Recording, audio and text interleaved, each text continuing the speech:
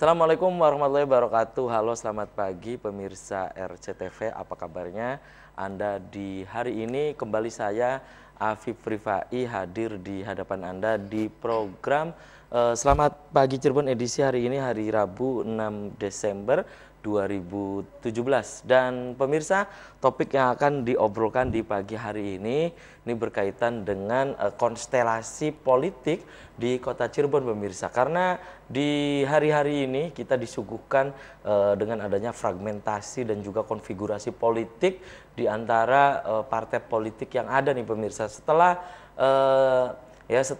di acara gerak jalan santai ini, pemirsa, Partai Demokrat mengumumkan pasangan untuk petahana, yakni pasangan Ajis Ety atau disingkat dengan Pasti ini, pemirsa. Disusul dengan berikutnya yakni ada koalisi yang dibangun, yakni koalisi umat ya. Dan satu lagi nih kita tunggu, pemirsa, bahwa akan ada lagi, apakah ada yang menyusul lagi nih koalisi berikutnya yang belum menentukan arah, semisal PDI Perjuangan. Apakah nanti akan sebagaimana Anda pemirsa baca di Koran Rakyat Cirebon, koran politik terbesar di Jawa Barat, bahwa PDI Perjuangan akan berkoalisi dengan Partai Golkar mengusung Edi dengan Edo. Nah, pemirsa, dan sebelumnya ini, pemirsa, bahwa kalau kita kilas balik dalam catatan-catatan politik ya di Kota Cirebon ini mengalami sebuah perubahan yang sangat berbeda dari sebelumnya. Boleh dibilang dalam tanda petik ini, pemirsa, sudah naik kelas. Nah, sangat berbeda jauh dengan Kabupaten Cirebon yang sepertinya ini masih adem ayem, padahal sesuai dengan jadwal di bulan Januari itu sudah ada dan sudah mendaftar di Komisi Pemilihan Umum. Nah, pemirsa, bagaimana nanti pendapat dari pengamat politik dalam hal ini, kemudian juga penulis esai-esai politik berkaitan dengan yang tadi saya dedahkan ya. Dan tentu ini, pemirsa, narasumber yang saya hadirkan di pagi hari ini adalah narasumber dari kaum muda ya. Di sebelah saya ini komentar-komentar yang satu ini, sosok yang satu ini, kalau Anda sering membaca Koran Rakyat Cirebon dan Koran Radar Cirebon, ini sering muncul menganalisa berbagai politik terutama di Kota Cirebon, yakni Sultan Aji Nugraha. Selamat pagi Mas Aji. Assalamualaikum. Waalaikumsalam. Apa kabarnya Mas Aji? Sehat. Oke, terima kasih Mas Aji. Ini pemirsa, Mas Aji dan juga narasumber yang ada di sebelah Mas Aji ini sama-sama mantan aktivis mahasiswa ya. Di sebelah Mas Aji dan Anda kalau sering membaca artikel di Koran Radar Cirebon, sosok yang satu ini juga hampir terus tanpa henti untuk menulis ya, terutama berbagai etika politik dan juga masalah-masalah yang lainnya. Nih, Samsudin Kadir. Selamat pagi Mas Kadir. Assalamualaikum. Salam. Apa kabarnya juga Mas Kadir? Sehat, Mas. Oke, terima kasih juga nih Mas Kadir. Sama-sama. Mas Aji sudah menyempatkan hadir di Selamat Pagi Cirebon. Dan pemirsa, di sepanjang acara ini saya mengundang Anda untuk bergabung langsung nanti di 0231482138. Anda di sepanjang acara ini bisa juga untuk memberikan pendapat Anda melalui pesan pendek atau SMS. Topik yang akan diobrolkan di pagi hari ini, membaca konstelasi politik di Kota Cirebon. Dan pemirsa, Anda di rumah jangan kemana-mana, kami akan segera kembali sesaat lagi.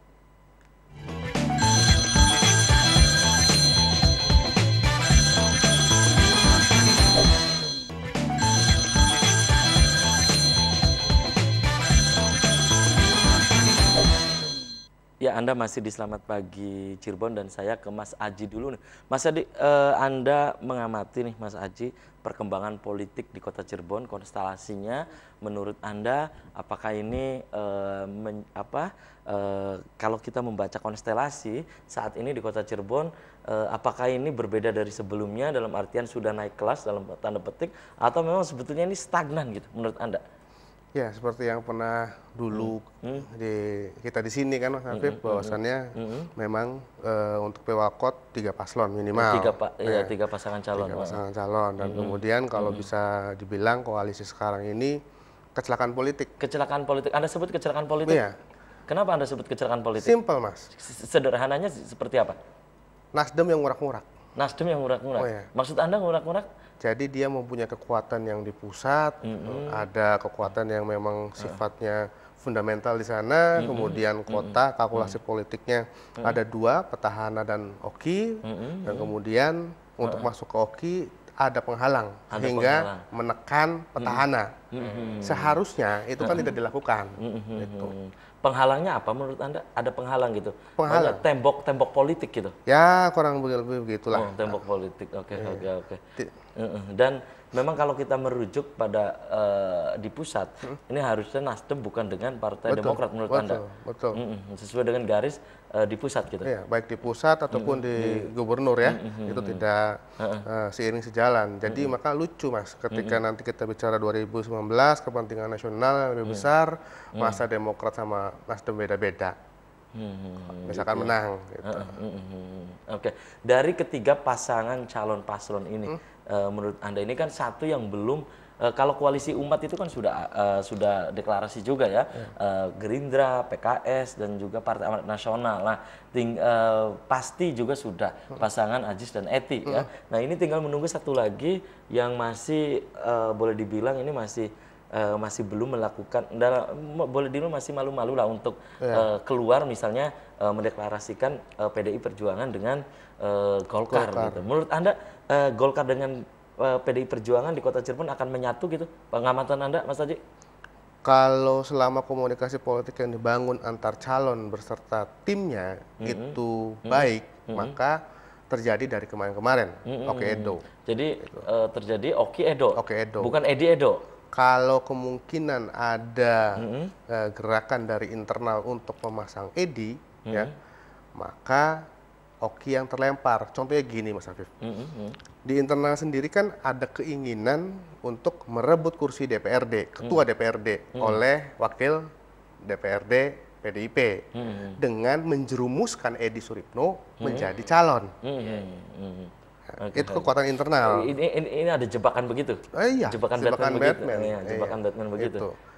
Jika langkah ini ditempuh dan berhasil, maka Edi bersama Edo, koalisinya ya E2. Jadinya nggak usah disebut lah. Double E. Iya, itu kalau misalkan berhasil, ya, jebakan itu. Kalau tidak berhasil, maka ya tadi yang pertama, Oki bersama Edo. PDI Perjuangan dengan Golkar. Ya, oke, tahan dulu nih. Nah, ini menarik juga nih. Nah, nanti kita gali lebih lanjut dari Mas Aji dan saya ke Mas Kadir nih, Mas Kadir. Anda penulis esai-esai politik ya, terutama di koran Radar Cirebon nih. Mengamati demikian di Kota Cirebon, ini sungguh berbeda dari sebelumnya atau memang menurut Anda ini masih biasa gitu? Ada kemungkinan tadi yang sudah deklarasi Mas Haji ya, ini sudah ada 2 pasangan calon nih ya, dan tinggal kita tunggu satu lagi PDI Perjuangan dengan Golkar, apakah mungkin juga ini akan menyatu? Pengamatan Anda Mas Kadir sebagai penulis? Ya, paling tidak ada beberapa catatan. Yang pertama, saya tidak termasuk percaya dengan pola politik Golkar yang kemudian tiba-tiba... Kenapa Anda tidak percaya gitu? Golkar itu terlalu licin dalam konteks politik. Jadi kita tidak bisa memegang apa yang diopinikan hari ini oleh media massa misalkan, termasuk oleh elit politiknya. Besok lusa bisa berubah. Nah, konteks tadi misalnya mengomentari Mas Ajay tadi, konteks Nasdem dan Demokrat berkoalisi di kota, pasti itu yang saya sebut sejak awal di banyak tulisan termasuk di forum SPC ini, bahwa garis politik pusat itu tidak seia sekata dengan garis politik di dalam konteks lokal. Karena variannya banyak gitu. Hitung-hitungannya tentu tidak sekedar matematis, tapi banyak sekali varian yang kemudian menjadi instrumen pendukung. Nah, karena itu ketika kemudian di pusatnya bagaimana hitung-hitungannya tidak serta-merta di daerah begitu. Nah, konteks kehadiran koalisi incumbent dengan partai baru, Nasdem dan segala macam, saya kira itu biasa saja dalam konteks politik dan demokrasi mengiyakan itu. Nah, cuman dalam konteks yang lebih etika politik, kita akan mengatakan emang ideologinya kemana gitu sebetulnya. Ideologi. Apakah pusat itu beda agama dan tanggut beda ideologi dengan praktek politik di lokal gitu? Itu kan jauh sekali. Mungkin kalau dengan partai yang mirip-mirip kita masih membolehkan, tapi kalau ini kan sangat jauh. Nah, kemudian konteks koalisi yang lain saya juga tidak terlalu percaya dengan adanya koalisi yang sekarang sudah ada gitu dengan 2 yang ada itu. Karena selama belum ada SK penetapan di atau belum daftar ke KPU? Belum sama sekali belum. Jadi Anda membaca ini masih remang-remang. Ini gitu? Sedang proses pencarian, mencari titik temu mana yang elektabilitas tinggi dimainkan dulu. Nanti kalau kurang tepak pakai yang walaupun lain. mereka sudah declare gitu, sudah itu deklarasi. biasa di politik, itu biasa. Kampanye sebelum kampanye itu tradisi politik kita, apalagi politik lokal. Jadi itu biasa saja. Sebelum daftar ke KPU belum percaya. Selama itu saya tidak akan pernah percaya. Jadi ini siapakah yang membuat demikian? Ada semacam political game demikian gitu Mas Kadir? Iya, elit politik. Gimana mau meningkatkan elektabilitas dirinya atau kelompoknya ketika kemudian dia tidak punya jam tayang di media massa. Nah, media kan senang juga yang kayak begitu. Kalau enggak ya kita nggak punya berita di kota gitu. Kira-kira begitu. Begitu juga di kabupaten dan seterusnya. Dan saya kira itu biasa. Nah, yang paling penting sekarang itu mestinya kita usulkan adalah mereka buat ide yang naratif. Misalnya, apa perubahan baru yang mereka hadirkan dalam proses kepemimpinan ke depan? Itu yang mesti dimasifkan. Dan ini yang belum dilakukan itu belum gitu ada. ya? Itu masih apa gitu, besok kita cinlok, makan di mana, kumpul-kumpul foto, kemudian kita koalisi. Ini politik basa-basi, tidak berbasis ideologi yang kuat, tidak ada kematangan. Akhirnya masyarakat dibodoh secara serampangan. Dengan akrobat-akrobat politik demikian. Yang terlalu sering begitu, tapi kita nggak ada isinya, kosong isi. Yang itu harus dikritik. Oke, kembali ke Mas Aji nih. Mas Aji, ini menurut Mas Kadir dalam pengamatan kemudian sering kita baca tulisan-tulisannya, akrobat-akrobat politik demikian, sirkus-sirkus politik demikian, ini masih menjadi pemandangan sehari-hari di Kota Cirebon ya. Belum ada misalnya yang tadi disebutkan Mas Kadir bagaimana platform ke depan tentang Kota Cirebon ya. Nah, menurut Anda ini keprihatinan atau memang mereka konsep untuk kedepannya ini masih jauh gitu menurut Anda? Sudah jelas dari pertama, partai politik yang ada sekarang ini tidak berbasis ideologi. Iya, oke, itu yang ideologi pertama. ya, oke. Dan kemudian partai politik sekarang ini bicaranya soal pragmatisme kemenangan. Pragmatisme. Iya. Jadi sehingga apa yang menjadi platform partai itu tidak dihiraukan. Gitu. Jadi bukan hanya saja bicara soal bagaimana mensejahterakan rakyatnya, ya. Bagi dirinya saja untuk di manage tidak bisa, tidak mampu. Contohnya, Dewan itu merupakan representasi daripada suara koalisi. Kemudian apakah itu menjadi dasar kemenangan dari Pilwalkot paslon? Tidak mungkin. Gitu. Kenapa bukan tidak jadi mungkin? ukuran ya? Bukan jadi ukuran. Karena mesin politik yang ada di Kota Cirebon, saya berani jamin setiap partai politik tidak ada suara yang absolut. Tidak ada suara yang absolut. Iya, di anggota dewannya ya maksudnya ya. Ya. Baik itu dari Golkar yang partainya notabene mengakar gitu, tidak ada. Tidak ada yang dominan lah ya. Tidak ada. Jadi ini, ya koalisi gemuk, koalisi kecil, tinggal bagaimana si calon memiliki program yang jelas. Gitu. Ya. Oke, itu. Dan selama ini dalam pengamatan Mas Aji belum ada gitu dari menurut Anda kan sudah ada nih dua pasangan calon nih, dua koalisi maksudnya karena koalisi umat hingga saat ini belum memunculkan siapa yang akan diusung kan? Menurut Anda ini konsep tentang bagaimana Kota Cirebon ke depan ini masih belum disentuh gitu tentang persoalan itu. Iya, bias. Jadi hanya kepentingan yang sifatnya bagaimana memobilisasi massa. Bukan mengangkat dari nilai kesejahteraan yang terjadi di masyarakat. Contohnya gini, kalau ada momentum dia menggunakan alat itu untuk mengonsentrasi massa sehingga menggiring kepada pencoblosan. Jadi tidak ada program-program yang jelas. Dan saya cuma dijamin itu. Koalisi umat mau apa? Pasti bubar itu. Oke. Dan kembali ke Mas Kadir nih. Mas Kadir, tentang pragmatisme yang tadi sudah disentuh oleh Mas Aji. Ini kan hal biasa juga dalam politik itu, pragmatisme demikian. Ya, asli dari politik itu pragmatis. Pragmatis. Karakter asli. Itu asli. Cuman konteksnya adalah apakah pragmatis yang bisa terperdayakan atau tidak gitu. Konteksnya tadi misalnya koalisi 2 sekarang gitu. Saya kira itu jangka pendek. Apakah kemudian Pak Aji serta-merta kemudian mengiyakan ETI misalnya atau koalisi umat kemudian tidak ada egoisme internal partai politik dengan jaringannya segala macam? Pasti ada. Dari tarikan itu tetap ada. Artinya ujung-ujung tetap pragmatis.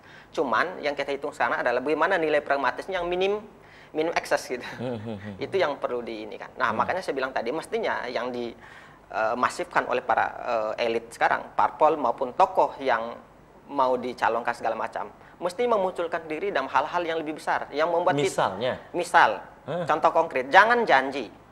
Ketika dia mengangkat tema-tema ekonomi kreatif, buatlah apa bentuknya yang real yang bisa disaksikan. Terukur ya. Terukur. Real. Ada masa, ada elemen yang menikmati itu. Atau kemudian misalnya pengelolaan perusahaan atau pengelolaan tenaga kerja atau segala macam, atau pengelolaan pendidikan, pengelolaan ekonomi kreatif atau kemudian dan segala macam serupanya, orang lihat, oh gini tuh. Jadi kalau janji kita juga udah muak, itu hoax politik namanya itu. Definisi hoax itu adalah bukan berita yang bohong saja, tapi opini yang tidak ada nilainya, 0 dan 0 bahkan di bawah 0, itu definisi hoax. Nah, politik yang dipermainkan dengan pola-pola semacam yang sekarang menurut saya, itu hoax dalam bentuk lain, yang diakrobatikan oleh elit politik. Nah, karena itu, makanya kenapa saya di awal tadi menyebut, Golkar mestinya tidak menjawab, kalau saya mengusulkan, saya bukan orang Golkar. Kalau saya mengusulkan Golkar satu aja nggak apa-apa, kenapa nggak berani? Tarik-menarik dengan PDIP, ngapain gitu? Atau sebaliknya, yang Demokrat sama Nasdem misalnya, usulan saya kenapa mesti dengan BT atau tetap begitu aja gitu? Carilah yang lain gitu misalnya. Cuman kan kita tidak bisa membongkar. Tapi kalau mengusulkan kan begitu. Artinya maksud kita, kalau misalnya tokoh-tokoh yang dimunculkan sekarang adalah orang-orang lama yang biasa sudah kita lihat pada kontestasi sebelumnya, nggak ada yang baru, ide baru apa? Terus kita mau milih apa sih sebetulnya? Mau milih pemimpin atau mau memilih orang yang sudah sering kita pilih padahal gagal untuk mengurus kota gitu. Nah, gitu ya. Ini kan keliru Oke, gitu. Oke, Perlu kita kembali luruskan. ke Mas Aji nih. Mas Aji menurut tadi menyambung dari Mas Kadir. Ini kan kalau kita melihat figur-figur yang muncul pun gitu ya di Kota Cirebon ini belum ada kelihatannya regenerasi ya. Regenerasi untuk figur yang sudah disiapkan misalnya oleh partai politik, karena salah satu fungsi partai politik adalah menyiapkan kader kan. Nah, untuk proses regenerasi juga menyiapkan pemimpin juga. Menurut Anda Mas Aji bahwa hal ini menandakan tongkat estafet kepemimpinan di bidang politik di Kota Cirebon ini mandek atau seperti apa Mas? Kalau untuk di tahun 2018 sekarang ini terakhir untuk regenerasi kaum tua. Oh, tikungan terakhir ini ya. Terakhir. Ini tikungan terakhir 2018 ini. Juga ini. Jadi Tikungan terakhir ini. Regenerasi tua ini yang terakhir. Jadi kalau misalkan kayak model Edi Suripno ini terakhir. Tikungan terakhir Ya, ya. Pak Ajis terakhir, Oki juga sama gitu. Kita bicara koalisi umat memunculkan figur baru. Siapa figur barunya? Karena di internal Partai Amanat Nasional sendiri baca walkot ya bersih tegang terus ya sampai dengan ada keinginan mengundurkan diri dan kemudian apa yang ditampilkan Ali Rahman. Ali Rahman kita semua orang tahu siapa Ali Rahman. Nah, orang baru kuda hitam apa yang boleh nggak apa-apa, gitu ya. KDM, kita tahu siapa KDM, gitu. Jadi inilah generasi tua, gitu. Tikungan terakhir 5 tahun lagi, makanya, ya inilah terakhir. Oke, dan kembali saya ke Mas Kadir nih. Mas Kadir, menurut Anda nanti kita buka satu persatu, maksudnya pasti gitu ya pasangan Aziz Ety ini yang tadi sudah disentuh ini sebenarnya wajah-wajah lama gitu ya kontestasi sebelumnya dan bagaimana dengan koalisi umat menurut Anda siapakah kemungkinan dari ketiga partai politik ini yang akan didorong atau memang mengambil calon eksternal pengamatan Anda. Tapi tahan dulu nih Mas Kadir dan pemirsa Anda di rumah jangan kemana-mana, kami akan segera kembali setelah jeda iklan berikut ini.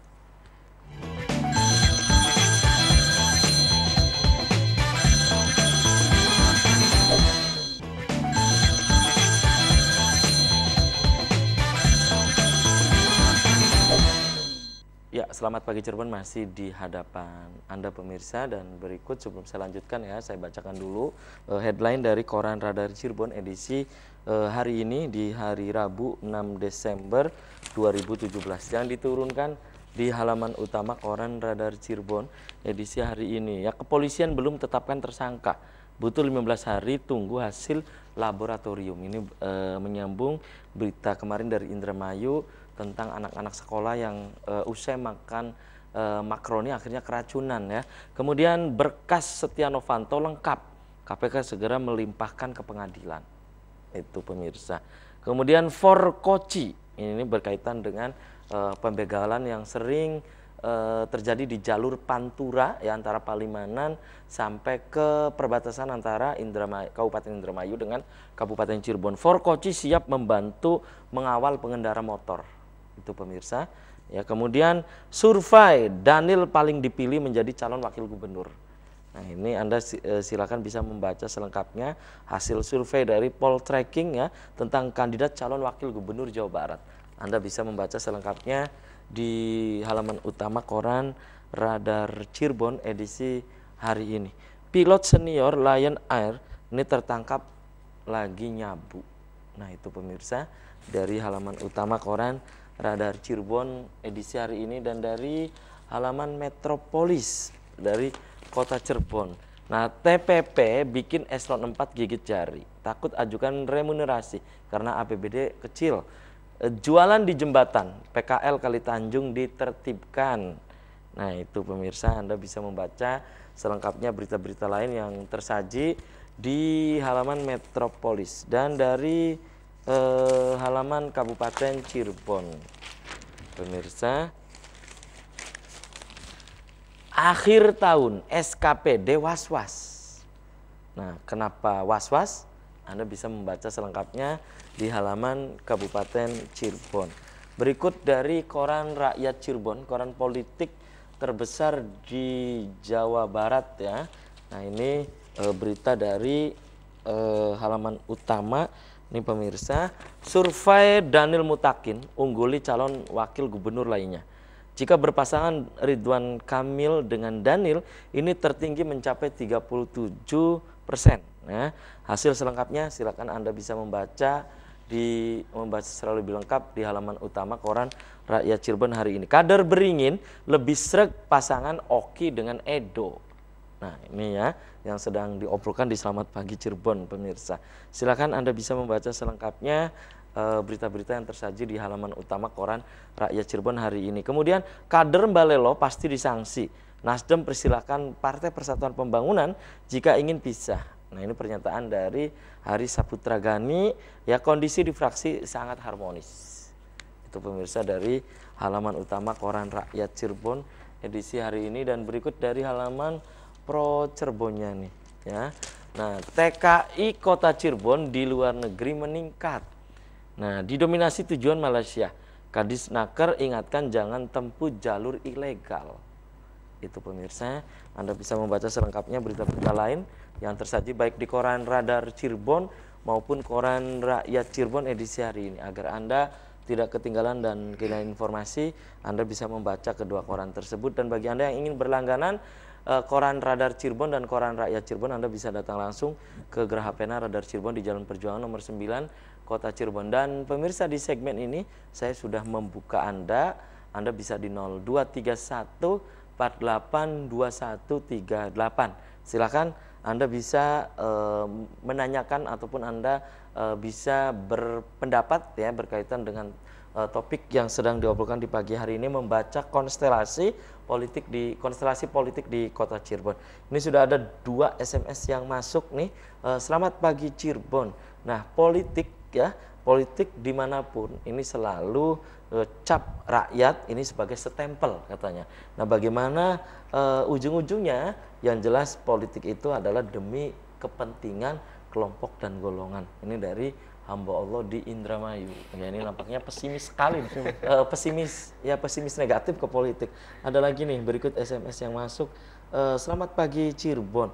Nah, dari pasangan yang ada. Nah, ini kemungkinan ini dari pemirsa di Samadikun Kota Cirebon, kemungkinan koalisi umat ini mendorong siapa? Mohon untuk dijawab. Terima kasih. Nah, Mas Kadir tadi terputus oleh jeda iklan ini searah dengan salah satu SMS dari pemirsa nih, bahwa koalisi umat dalam pengamatan Anda ini yang akan didorong untuk maju. Ini karena sudah ada deklarasi duluan ya. Betul. Pasangan Ajis dengan Eti Herawati atau pasti. Menurut Anda siapa nih dari koalisi umat?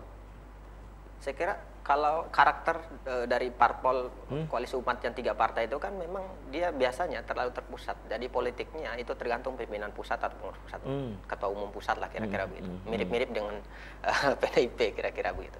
Karena memang secara psikologi ideologi politiknya sifatnya dari atas ke bawah begitu ya. Nah, kemudian kalau kita lihat juga dalam peta politik di daerah lain, di kota lain maupun provinsi lain, karakter dari 3 partai ini memang begitu. Artinya menurut saya sepertinya nanti dari ketiga partai sekarang itu bisa 2 pilihan. Yang pertama adalah tokoh yang sudah muncul di internal ketiga partai itu, kemudian yang kedua adalah eksternal. Tetapi untuk eksternal sepertinya agak susah karena tentu saja tidak mungkin serta-merta deklarasi ini muncul ketika kemudian tidak ada instrumen pendukung yang meyakinkan dirinya bahwa kita bisa optimis untuk melakoni peran sebagai pemenang dalam. Jadi menurut Anda untuk calon dari eksternal itu tipis sekali peluangnya? Saya termasuk yang sangat tidak percaya. Kalau dari internal menurut Anda? Ya banyaklah dari partai pengusung sekarang banyak. Dari Gerindra kan memunculkan berapa orang, walaupun belum ada SK dan semacam, masih cari inilah, cari dukungan. Kemudian dari PAN juga muncul 1-2, walaupun tadi ada dinamikanya dan itu wajar menurut saya. Nah, PKS juga masih orang-orangnya begitu saja. Dan saya kira munculnya koalisi umatnya menurut saya bukan lebih kepada siapa yang ditokohkan menurut saya. Ini betul kata Mas Aji tadi, lebih kepada mencari basis massa.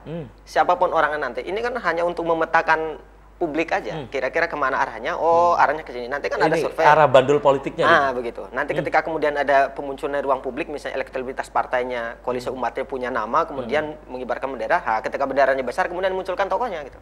Sekarang yang kita muncul misalnya KDM yang walaupun bukan pengurus Gerindra kalau tidak salah ya, tapi ditokohkan dan diamini oleh beberapa pengurus pusat Gerindra. Kemudian PKS juga kita tidak tahu siapa yang ditokohkan, yang dimunculkan untuk sementara ini masih kalau dari PAN, Partai Amanat Nasional, PAN juga masih ada Ahmad Dhani, kemudian Bu Vivi. Ahmad Dhani, Dhani Mardhani. Mas Dhani Mardhani, kemudian Bu Vivi yang sempat dinamika sebulan yang lalu sampai sekarang juga masih berjalan. Dan saya kira konteksnya memang bukan kepada tokoh kalau saya melihat sebagai pribadi, tapi lebih kepada apa gitu? Lebih kepada penguatan koalisi ini hanya transformasi, mentransmisikan koalisi nasional ke koalisi lokal gitu. Jadi sekarang kan PAN sudah masuk ke dalam pemerintahan Jokowi misalnya, tetapi kemudian dalam konteks politik, dalam pengesahan rancangan undang-undang menjadi undang-undang, tetap saja pilihan politiknya ngikut ke alurnya Gerindra sama PKS. Membandel ya dalam tanda petik. Oke, kembali ke Mas Aji. Mas Aji, dengan kondisi saat ini ya kan sudah ada pasti pasangan petahana Ajis dengan Eti. Koalisi Umat belum mendeklarasikan siapakah yang akan diusung. Kemudian satu lagi PDI Perjuangan dengan Golkar juga belum. Menurut Anda ini terlambat tidak? Karena sudah duluan nih petahana Ajis dengan Eti. Yang koalisi gerbong koalisi yang dua ini kan belum mengumumkan kandidatnya. Menurut Anda ini terlambat tidak? Ya, jadi kan prosesnya itu terlambat atau tidak kan tidak ada kata terlambat dan cepat di dalam politik, tetapi saling mengintai. Saling mengintai. Yang diintai ini yaitu PDIP. PDIP. Alasannya simpel karena apa itu alasannya? Dia partai pemenang. Partai pemenang. Ya. Sehingga dia siapa? Jadi penguatan dari situ barulah kita mencalonkan dari koalisi umat siapa. Jadi ini saling mengintip gitu. Saling ngintip. Nah, kalau berarti menurut Anda ini tidak telat gitu. Misalnya tidak terlambat untuk memanaskan mesin dan yang lain gitu, mensosialisasikan. Ya seharusnya partai politik itu kan tidak perlu dipanaskan lagi karena secara jejaring sudah ada. Jejaring, gitu. Terus link apa sudah jelas masanya kalau misalkan memang dia melakukan pendidikan politik, kursus politik. Tetapi kan sekarang tidak jelas. Sehingga saling mengintai ini ya laki sama laki, homo. Homo politik. Homo politik. Jelas.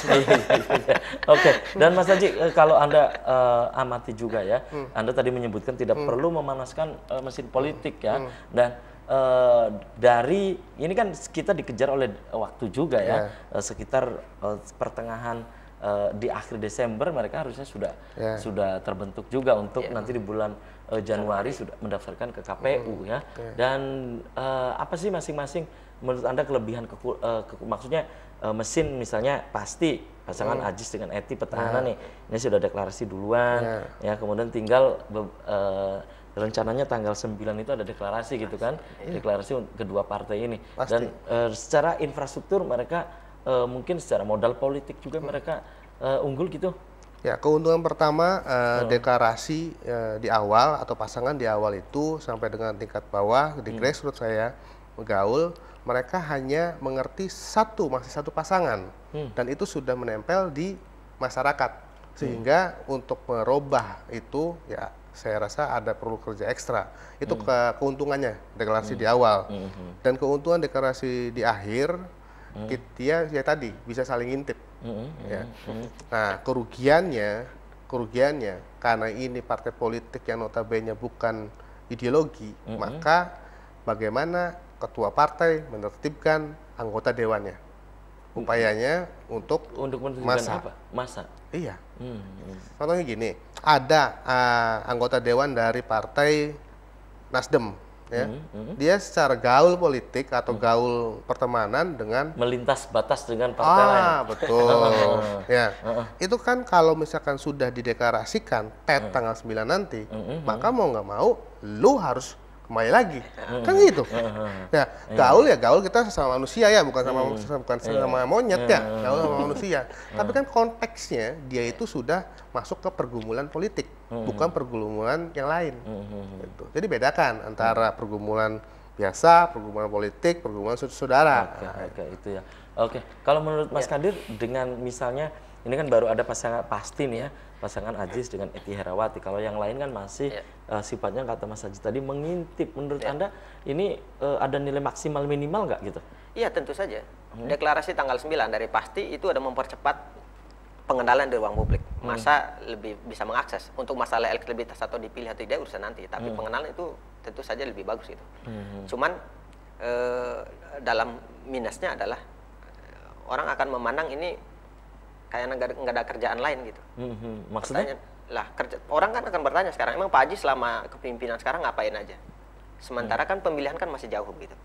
Nah, itu kan hitungan orang. Jadi kan orang masih mengkoreksi Pak Haji sekarang dengan Pak Ety, Bu Ety juga sebagai Menteri Dewan. Tapi saya termasuk yang saya bukan bagian dari Demokrat dan Nasdem, tapi sebagai publik, sebagai masyarakat, saya mendukung kok acara semacam deklarasi semacam itu justru untuk mempercepat biar publik tahu sejak awal gitu kelamin politiknya apa dan apa pekerjaannya.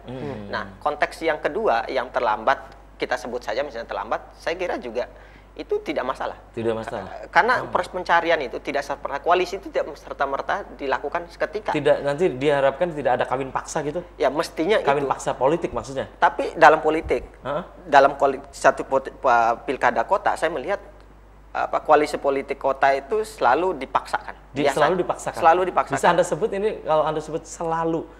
Sebelumnya Pak Ano dengan Pak Ajis juga akan dipaksa. Sebelumnya kan bukan Pak Ajis juga. Iya. Itu kan 2 bulan, 3 bulan kalau nggak salah waktu itu, yang kemudian dimenangkan oleh publik lah kira-kira begitu.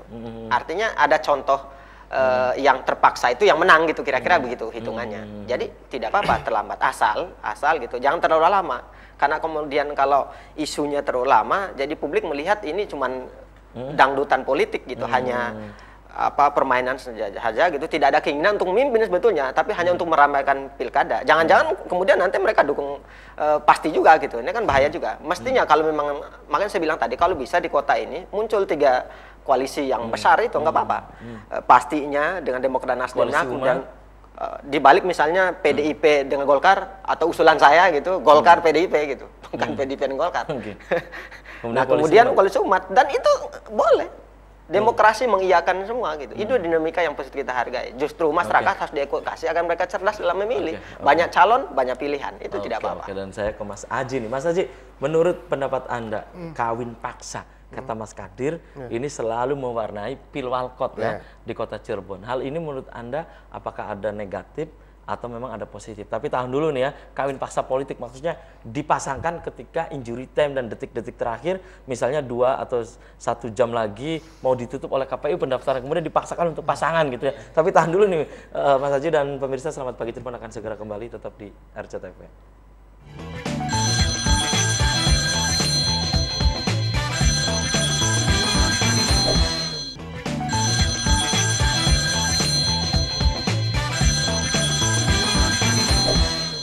Ya, terima kasih Anda masih di Selamat Pagi Cirebon pemirsa, dan di segmen yang terakhir ini saya masih membuka Anda untuk bergabung di 0231 482138. Silakan Anda bisa berpendapat ataupun Anda bisa menanyakan ke narasumber yang saya hadirkan di pagi hari ini. Dan ke Mas Aji tadi terputus oleh jeda iklan nih. Mas Aji, tentang apa nilai positif dan negatif ketika pasangan ini yang akan nanti mendaftarkan di KPU ini kawin paksa gitu.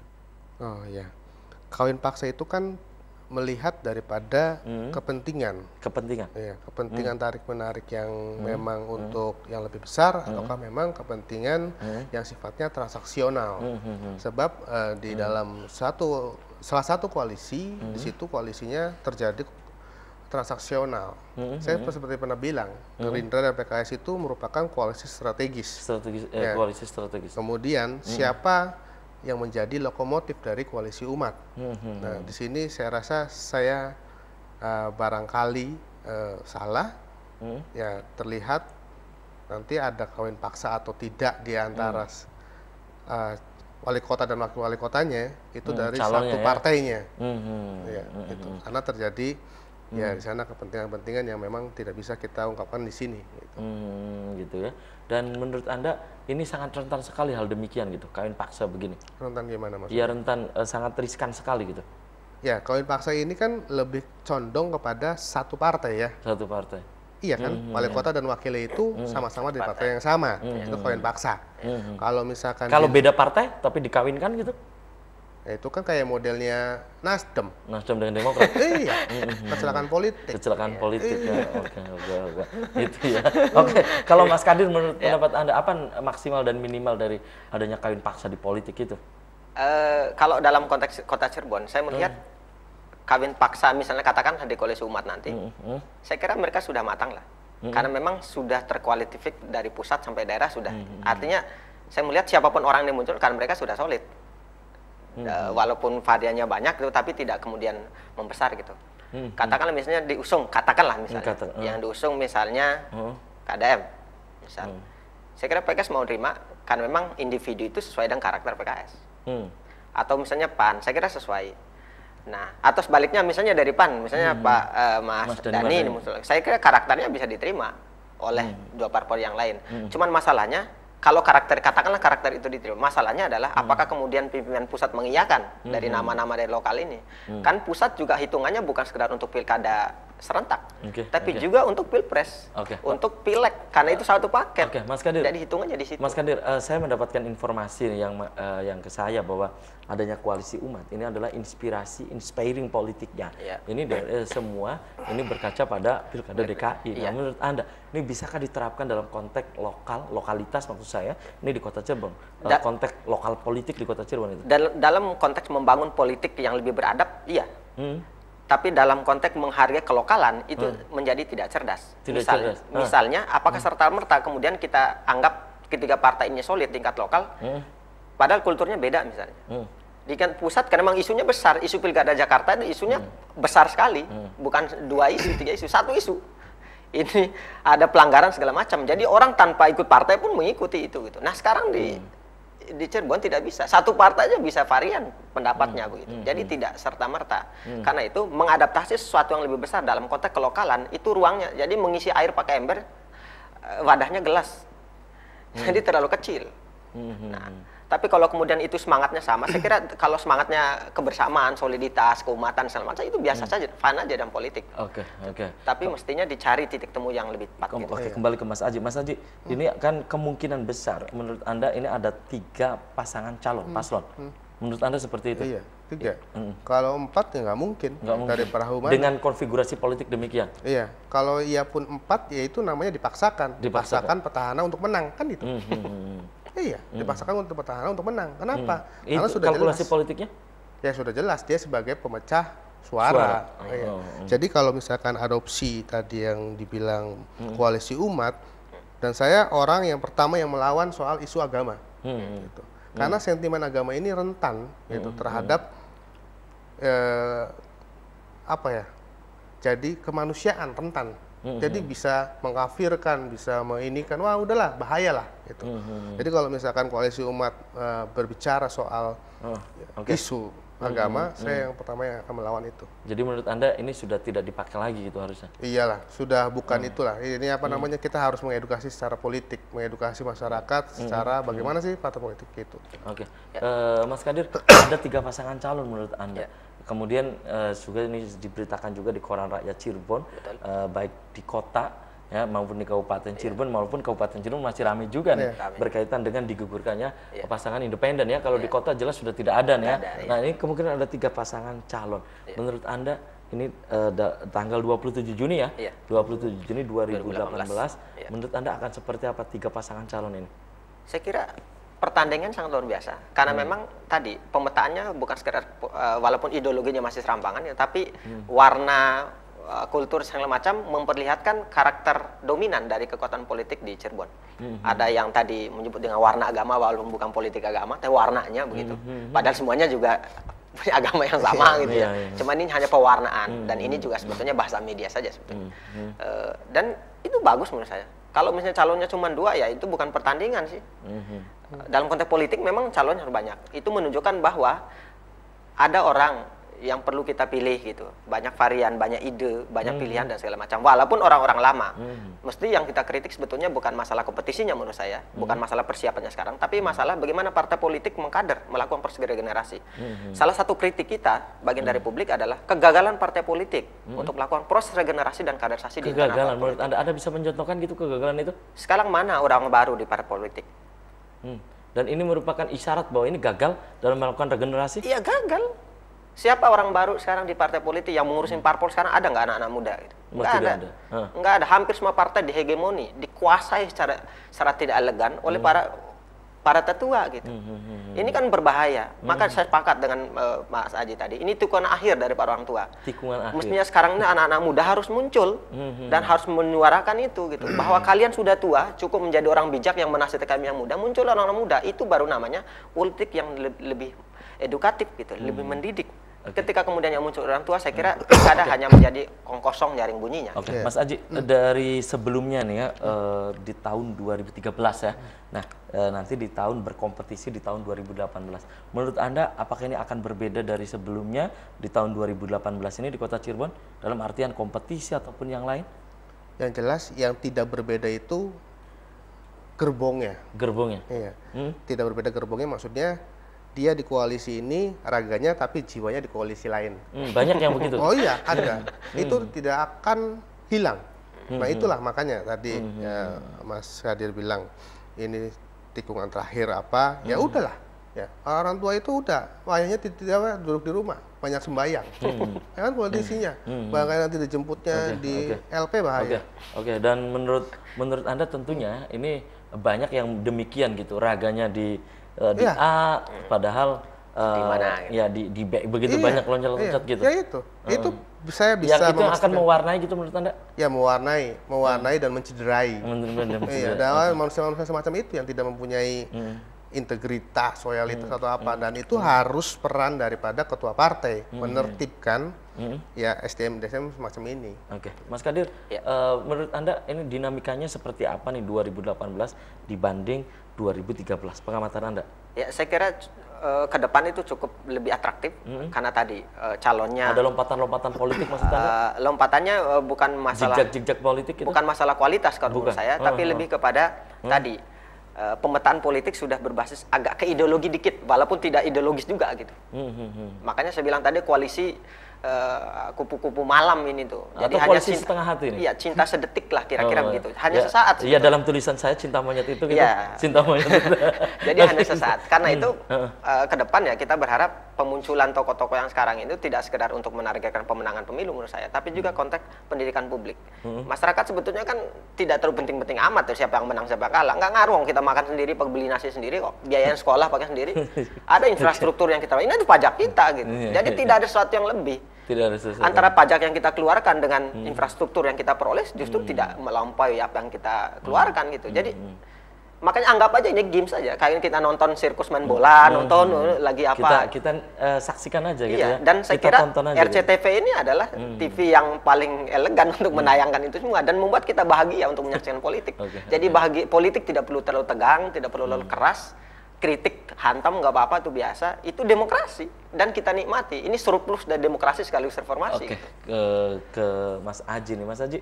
Ini sebetulnya masyarakat tidak ada pengaruh siapapun yang menang. Toh kata Mas Kadir bahwa tetap kita biaya sekolah sendiri ya, dan cari makan sendiri. Menurut Anda, ya seperti itu juga. Ya setidaknya kalau politik itu kan bicara policy ya, kebijakan.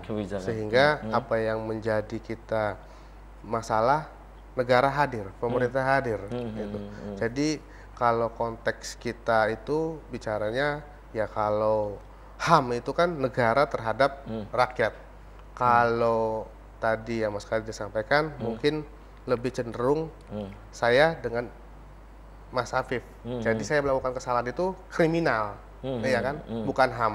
Nah sama seperti halnya ini, pemerintah harus turut hadir, turut serta membangun masyarakat. Oke, dan sayang sekali nih usai sudah kebersamaan di Selamat Pagi Cirebon edisi pagi ini.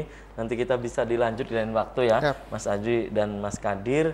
Dan sebelum saya closing ke Mas Kadir dulu, pesan untuk pemirsa di rumah apa, silakan Mas Kadir. Ya, tentu saja pesan kita adalah bahwa masyarakat tetap kritis, tetap menyampaikan tidak sekedar siap diedukasi, tapi melakukan edukasi politis kepada para politisi gitu, mengingatkan, menegur dan segala macam agar tidak terbohongi kembali. Apapun koalisinya, kita berharap tidak koalisi setengah hati, tapi koalisi yang cinta sepenuh hati, begitu kira-kira. Jadi cintailah tanpa tapi, kira-kira begitu. Mas Haji, silakan. Apa yang Anda sampaikan di closing statement untuk pemirsa di rumah? Pesan saya cuma satu, Mas Afif.